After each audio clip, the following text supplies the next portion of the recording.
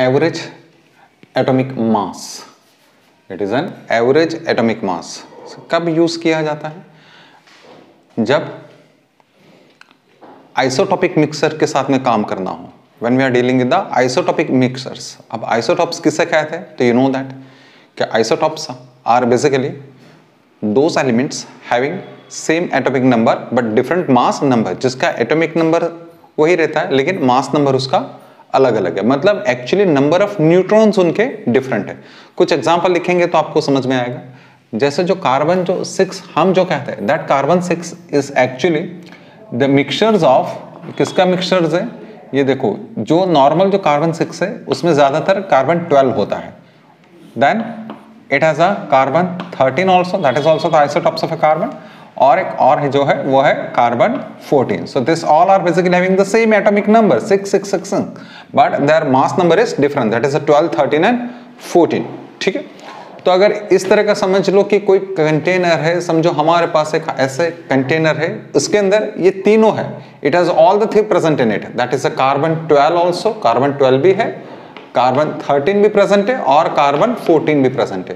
तो ये जो मिक्सचर्स है उसका अगर मुझे average atomic mass find out करना तो as it is a mixtures, तो फिर एवरेज एटॉमिक मास कैसे कैलकुलेट किया जाए? So for to find out the average atomic mass of such a mixtures of isotopes, एक कॉन्सेप्ट, मैथमेटिकल कॉन्सेप्ट डेवलप किया गया, that is an average atomic mass, जहां पे हर एलिमेंट का कंट्रीब्यूशन, मतलब हर आइसोटॉप्स का कंट्रीब्यूशन ध्यान में लिया जाएगा, where we take the contributions of all the isotopes. Contributions मतलब कि किसका कितना परसेंटेज है। चलो मान के चल रहे कि इसका x1 परसेंटेज है, ठीक है, इन द मिक्सचर्स, कार्बन 12 का x1 परसेंटेज है, इन द मिक्सचर्स इसका x2 परसेंटेज है और इसका x3 परसेंटेज है।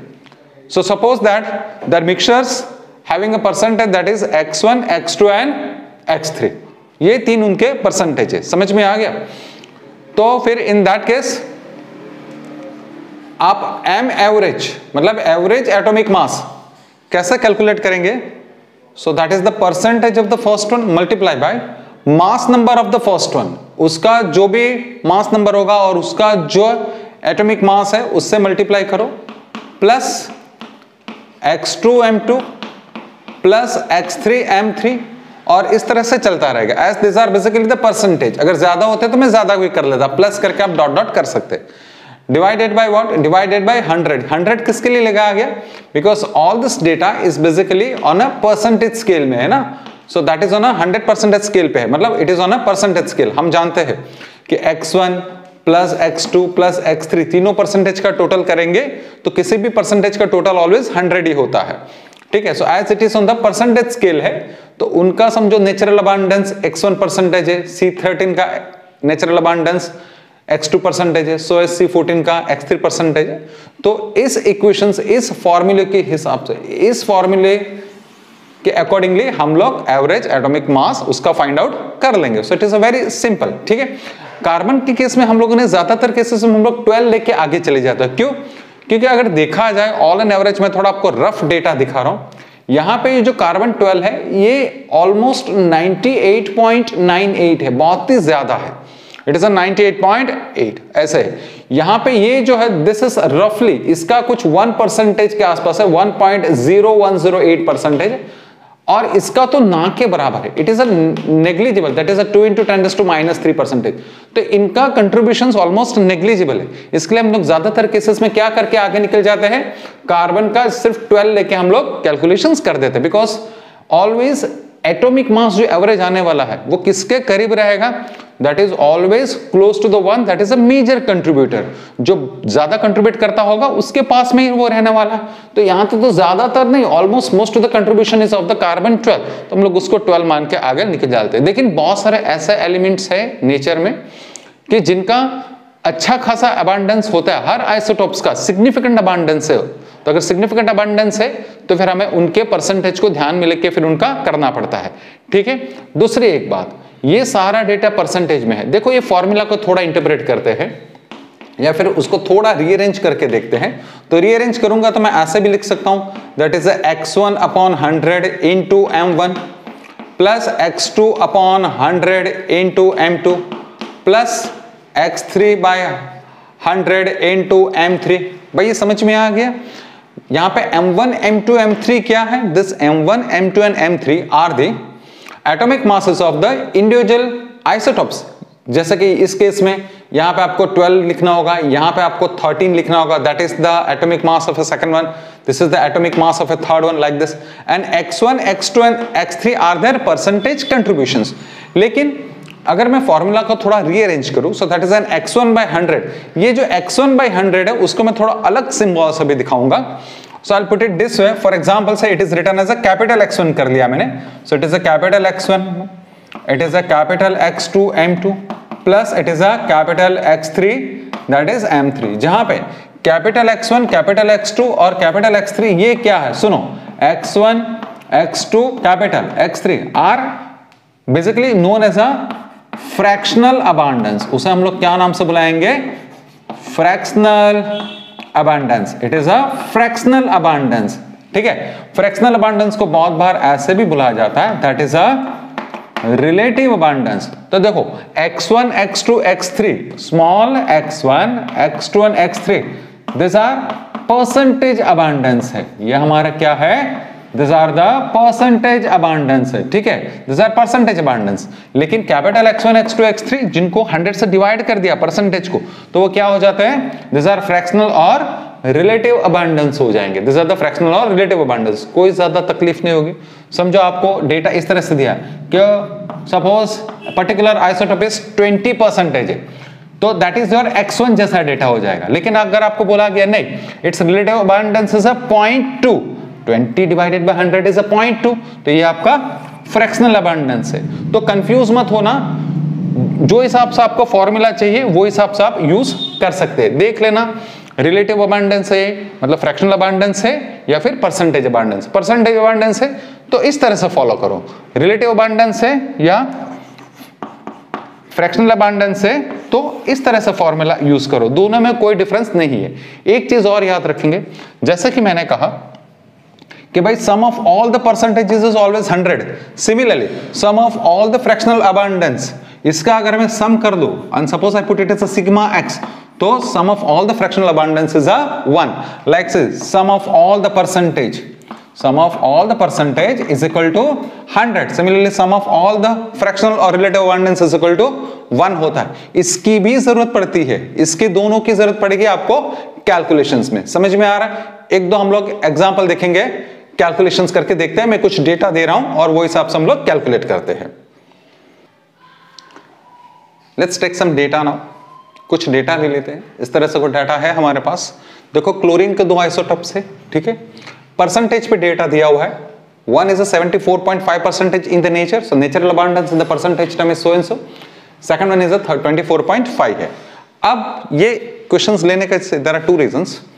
आप ऑलवेज कुछ अगर ये समझो उनका AMU, this are basically the experimental AMU है। दिस इज ऐसे जब भी दिया ना तो समझ जाना कि it is an experimental AMU, ठीक है। अगर नहीं दिया है तो फिर ये यूज कर लेना, लेकिन ये दिया है तो फिर आपको यही यूज करना, that is an experimental atomic mass unit उन्होंने दिया हुआ है। So if experimental unified mass is given, मतलब atomic mass unit is given, तो आप वही यूज करना, ठीक है। तो यहां पे तो हमारा सीधा इक्वेशंस लग जाएगा कि भाई okay fine, that is an average atomic mass of the chlorine would be equal to, क्या करेंगे वही हमारा formula, that is x1 m1 दो ही है, x2 m2 as the data is on a percentage scale divided by 100 कर लेंगे, ठीक है। उसको 1 कह दो, उसको 2 कह दो, तो क्या हो जाएगा, that is a 74.5 into 34.97 plus second one that is a 24.5 into 36.97 divided by 100। क्यों डिवाइडेड बाय 100 किया हमने? क्योंकि किसके बेस पे है ये? परसेंटेज स्केल पे है। सो अगर आप सॉल्व करेंगे, आप सॉल्व कर लो, so that comes to the 35.46 unified mass, मतलब एएमयू इतना आ जाता है अगर डेटा परसेंटेज स्केल पे है तो। अगर समझो यहाँ पे देखो, अभी थोड़ा डिफरेंस है। यहाँ पे क्या डिफरेंस है? It is given on the fractional abundance, मतलब उनका रिलेटिव अबांडेंस दिया है, तो यहाँ पे फॉर्मूला थोड़ी अलग यूज करेंगे, that is M average for the neon. Neon के 3 आइसोटॉप्स है। अब देखो यहाँ पे एक्सपेरिमेंटल एएमयू नहीं है, मतलब हमें यही यूज करने हैं, यही यूज है, उनके जो मास नंबर है वही यूज करने हैं, क्योंकि वहां पे तो एक्सपेरिमेंटल एएमयू दिया नहीं है। तो अगर नहीं दिया तो आप यही यूज कर लेंगे। तो कैसे करेंगे? फॉर्मूला क्या बनता है? कैपिटल वाला, फ्रैक्शनल वाला, x1 m1 x2m2 plus it is x3m3, जहां पे ये तीनों क्या है, फ्रैक्शनल अबांडेंस है, नीचे 100 नहीं है, करेक्ट। सो देयरफॉर x1m1, तो चलो इनको और इनको मल्टीप्लाई करते चलेंगे, इसको 1 ले लो, this is 2 and this one is 3, so that is x1, that is 0.9051 multiply by 20 plus this is 0.0027 multiply by 21 plus 0.0922 multiply by 22। अगर इनको सॉल्व करेंगे तो answer is somewhere around 21.79 unified mass. So understand the difference between the two, when the data is given on the percentage scale or when it is given on a relative abundance scale. ये relative abundance nature में है, ये उनका percentage abundance है, clear. देखो next data is bit different, I mean ज्यादा difference नहीं है but it is a bit different, I mean let's see what the data says. दिया हुआ बोरोन एलिमेंट दिया हुआ है, that is a boron 5 given, क्या दिया हुआ, उसका एवरेज एटॉमिक मास ऑलरेडी दे के रखा है, that is a 10.81 unified mass. It has basically two, one is a boron 10 and second is a boron 11, लेकिन उनके एक्सपेरिमेंटल एएमयू यूनिफाइड मास दिया हुआ है, एक्सपेरिमेंटल इज 10.01 और 11.01, मतलब हमें यही यूज करने हैं, we have to use this, correct, यही हमें यूज करना है, ठीक है। आपको पूछा गया बोरोन 10 और बोरोन 11 का परसेंटेज क्या है in the mixtures, what is the percentage of boron 10 and boron 11, मतलब ऐसे देखा जाए तो क्या हमारे हिसाब से x1 एंड x2 ये पूछा गया कि भाई find x1 and x2, correct और नॉट, कोई प्रॉब्लम नहीं है, हो जाएगा, लुक एट हियर। चलो क्या लिखेंगे हम लोग, वही फॉर्मूला अप्लाई करते हैं, that is a m average which is equal to then x1 m1 plus x2 m2 divided by it is 100, क्योंकि परसेंटेज पूछा है तो हम लोग 100 काम करेंगे। अच्छा ठीक है, अब हम लोग मान लेते हैं, लेट्स टेक कि भाई मान लेते हैं कि let's say that boron 10 is equal to x, तो मैंने कहा था कि परसेंटेज का टोटल ऑलवेज 100 होता है, तो क्या मैं कह सकता हूं बोरोन 11 इज 100 माइनस x होगा, मतलब ये हमारा हो गया, that is your x1 and this is your x2, भाई एग्री और नॉट, तो ठीक है, आपको ये देके रखा है, use it, that is 10.81, x1 कितना लिया गया, दैट इज x, उसका एक्सपेरिमेंटल कितना है, that is 10.01, correct, plus x2 कितना लेना है, दैट इज 100 माइनस x, और उसका कितना दिया हुआ है, दैट इज 11.01, परसेंटेज में चल रहा है, डिवाइडेड बाय 100, करेक्ट, ये 100 का साइड चेंज करो, सो दैट इज 1081, ब्रैकेट ओपन करो, 10.01x प्लस इसको ओपन करेंगे 1101 माइनस 11.01, करेक्ट और नॉट, x, ठीक है, तो ये देखो 10.01 दैट इज 11.01, मतलब 1 हो गया, और ये 1081 एंड 11 तो डिफरेंस कितना आ रहा है 20 का, तो it is a straightforward calculation से, so that means that x is equal to 20, मतलब सॉल्यूशंस क्या दिखा रहा हमें कि बोरोन 10 जो है कितना आया हमारा 20% आया, so in that case boron 11 कितना होगा 100 minus 20, so that is going to be the 80%। Relatively simple questions है कि नहीं है भाई, इट इज क्लियर, चलो देखो yes. Magnesium bit different questions, थोड़ा अलग है, कुछ खास नहीं है। Magnesium's average atomic mass is given as 24.31 AMU या U, AMU को U भी लिखा जाता है, that is atomic mass unit और unified mass. This magnesium is actually the mixtures of 3 isotopes mention करके रखा है, मैग्नीशियम 24, मैग्नीशियम 25 एंड मैग्नीशियम 26। कुछ डाटा इस तरह से कि the percentage contributions of magnesium 24 is a 79% and combined contributions of 25 and 26, ये दो आइसोटोप का combined contributions 21% है। तो आपको बोला कि इसका इंडिविजुअल कंट्रीब्यूशंस कितना है, that is magnesium 26 is how much, समझ में आ रहा है। तो क्या करेंगे हम, इस तरह से करेंगे कि लेट, ऐसा करेंगे कि let magnesium 26 is equal to x, अगर मैग्नीशियम 26 अगर x लेता हूं तो मैग्नीशियम 25 कितना होगा, देखो इन दोनों का कंबाइंड 21 है, इन दोनों का कंबाइंड 21 है, अगर ये 21 में से इसका अगर x लिया गया, suppose magnesium 26 is taken as a x, इसका हम लोगों ने x लिया, तो क्या इसका 21 माइनस x ही होगा, क्योंकि इन दोनों का टोटल 21% है, so if this is x percentage तो that is 21 minus x percentage, correct. अब काम आसान हो गया, now it's a very simple one. अब अप्लाई करेंगे which one, that regular formula, that is m average is equal to वही हमारा x1 m1 plus x2 m2 plus it is an x3 m3 divided by that is 100। ठीक है, x1 मतलब ये रहा पहला वाला लो, that is 1, this is 1, this one is 2 and this is 3। तो 1 2 3 करके आगे चले जाओ। सो दैट इज एक्सपेरिमेंटल एएमयू तो अवेलेबल नहीं है, तो जो उनके जो एएमयू उनके जो रिस्पेक्टिव है आइसोटॉप्स के वही उनका मासेस यूज किया जाएगा क्योंकि एक्सपेरिमेंटल दिया हुआ नहीं है। सो दैट मींस दैट इज सीधा लिखा जाएगा, दैट इज 79 into 24 प्लस ये देखो ये सेकंड वन। अब मैग्नीशियम 25 का कितना है, 21 माइनस एक्स है, गड़बड़ मत करना, ऑर्डर नहीं चेंज कर सकते। So that means that it is 21 minus x into 25, okay, plus ये कितना लिया गया है, that is already taken as an x into 26 divided by 100 and that is equal to जो दिया हुआ वो यूज करो 24.31। ठीक है, ब्रैकेट ओपन करेंगे और पूरा सॉल्व करेंगे। So when you solve it you will find that x answer is ये आपके ऊपर ये calculation easy calculation. So that x is equal to 10%। मतलब मैग्नीशियम 26 ये किसके परसेंटेज आए, these are the magnesium 26%, magnesium 26 is a 10%। तो obviously magnesium 25 कितना होगा, so magnesium 25 के परसेंटेज कितने होंगे, that is a 21 minus 10, so that is certainly the 11%। ये 11% और आंसर हमारा 10%। तो आपको 10% के लिए जाना है। समझ में आया? स्क्रीन पॉज करो और चेक करो। So like in case of a mixtures of isotopes we go for the average atomic mass। अब समझो कि एक वेसल्स के अंदर आपने 3 कंपाउंड प्लेस करके रखे हैं। ठीक है, मतलब 3 अलग अलग टाइप के मॉलिक्यूल्स हैं इसके अंदर। एक कंपाउंड 1 है, second is a compound 2 and third one is a compound 3। So may be you can take it as an XYZ। मैं सिंबल से नहीं जा रहा हूँ।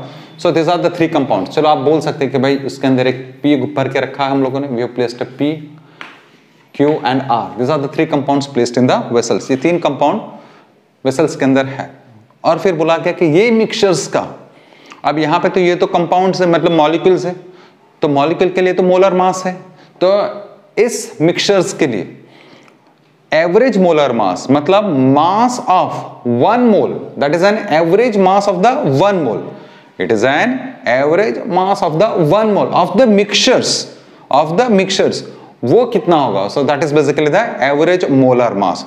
सो एवरेज मोलर मास को ये सिंबल हम लोग m एवरेज दिखाते हैं, कभी कभी हम लोग उसको m मिक्सचर्स भी कहते हैं। So that is an m mixtures मतलब molar mass of the mixtures, that is a mass of a 1 mole of a mixtures. मतलब ये तीनों 1 मोल ऐसा नहीं है, तीनों मिला के 1 मोल हो रहे हैं। तो अगर ये 1 मोल मेरे पास पूरा complete P plus Q plus R is a 1 मोल है, पूरा तीनों का कॉम्बिनेशन, तीनों का मतलब मिक्सचर्स मुझे 1 मोल मिला हुआ है, तो ये 1 मोल जो मिक्सचर्स है उसका क्या मास होगा।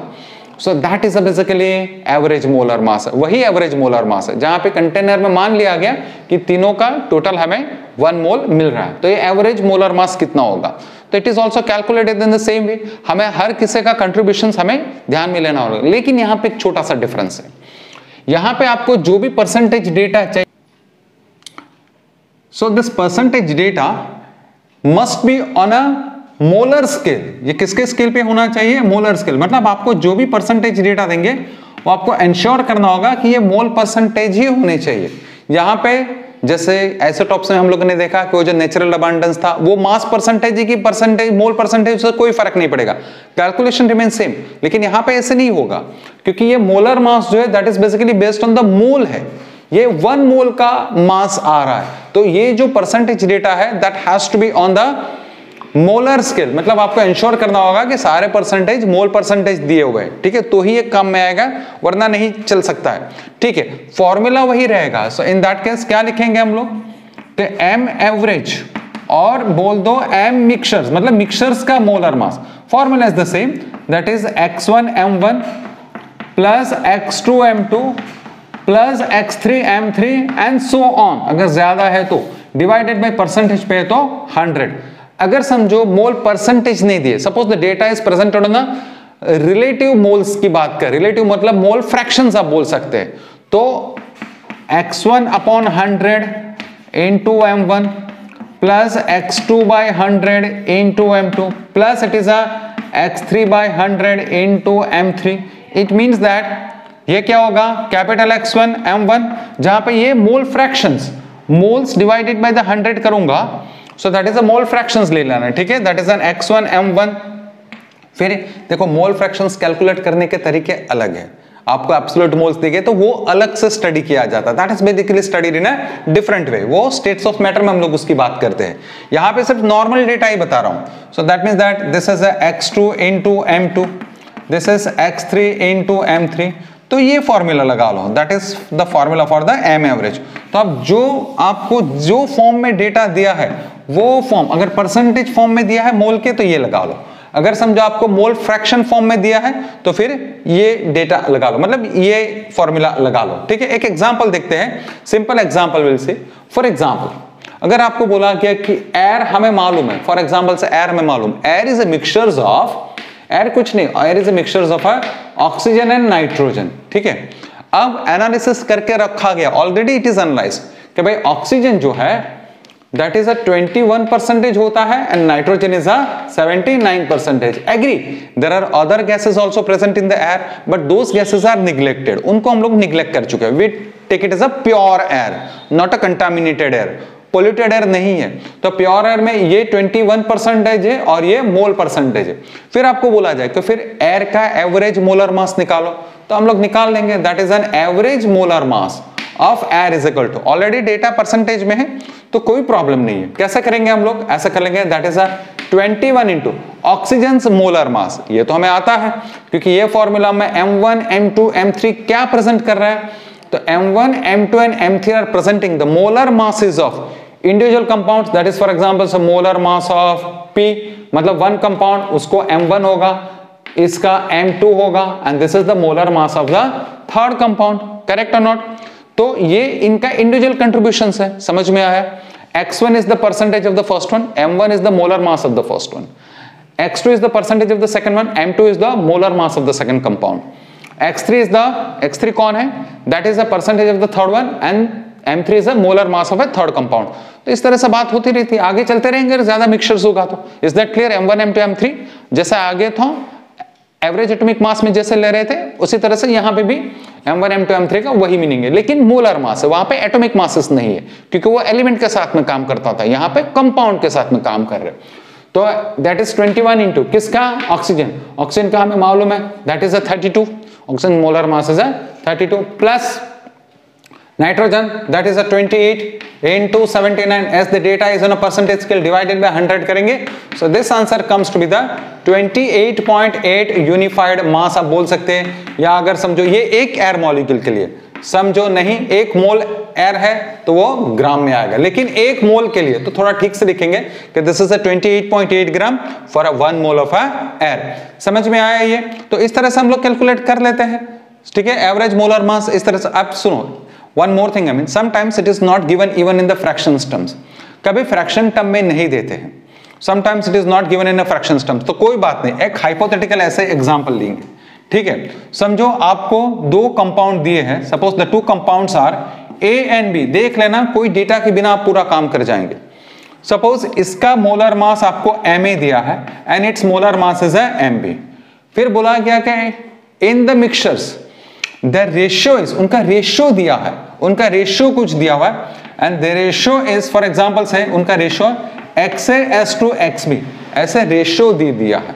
क्या दे दिया है, उनका रेशियो दे दिया है. चलो मैं एग्जैक्ट रेशियो देके देखता हूं. Suppose the ratio is, mole ratio is 1:2, ऐसे मतलब मिक्सचर्स में एक मोल A का है तो 2 मोल B के, ऐसे रेशियो अगर देके रखा है तो भी कोई प्रॉब्लम नहीं.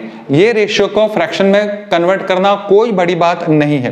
कैसे, तो आप फ्रैक्शन में कंसीडर कर सकते हैं. देखो A का कंट्रीब्यूशन कितना है रेशियो में, तो contribution of A in the ratio would be, ये 1 है लेकिन टोटल कितना है 3, सो क्या उसका कंट्रीब्यूशन 1/3 होगा. करेक्ट और नॉट. 1 टोटल 3 है, उसमें A का कंट्रीब्यूशन सिर्फ 1 ही है. इसी तरह से B का कंट्रीब्यूशन कितना है 2 है, लेकिन टोटल तो 3 है, हो गया. तो यहाँ पे फॉर्मूला क्या बन जाएगी, यहाँ पे फॉर्मूला अगर आप एवरेज मोलर मास लिखेंगे, सो लुक एट दैट, क्या मैं करूँ x इंटू में, सो that is 1/3 MA plus it is a 2/3 MB। यहाँ पे 100 की जरूरत ही नहीं, क्यों? क्योंकि ये तो फ्रैक्शन जैसे ही है, it is like a fraction, it is a relative abundance है, तो सीधा ये जो होगा वो आंसर। अगर यहाँ पे कुछ आपको डेटा दिया हुआ है तो आप लगा के आराम से कैलकुलेट कर सकते हैं, बस कैलकुलेशंस डेटा पुट करना बाकी है, रैंडमली पुट कर सकते हैं। Suppose this is basically 22 and this is 32, इन दोनों का मिक्सचर पुट करेंगे, आपको एवरेज मोलर मास आपको मिक्सचर्स का मिल जाएगा। समझ में आ रहा है? तो it's a comparatively simple study होता। एक और इलिस्ट्रेशन देखते हैं, थोड़ा एक ऊपर का लेवल का है, देखते हैं हम लोग। पहले इसको स्टडी कर लो, आप स्क्रीन पॉज करके उसको स्टडी कर लो।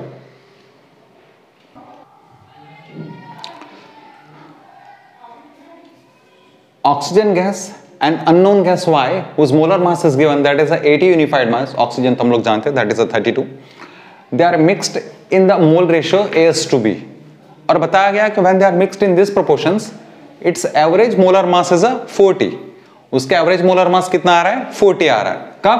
जब उनके AS/B रेशियो में फिक्स किया गया, मतलब मिक्स किया गया। तो अब उन्होंने कहा कि मतलब AS/B मतलब क्या हुआ कि ऑक्सीजन यहाँ पे A और B ये रेशियो में जब फिक्स किया गया तो उनका 40 आ रहा है।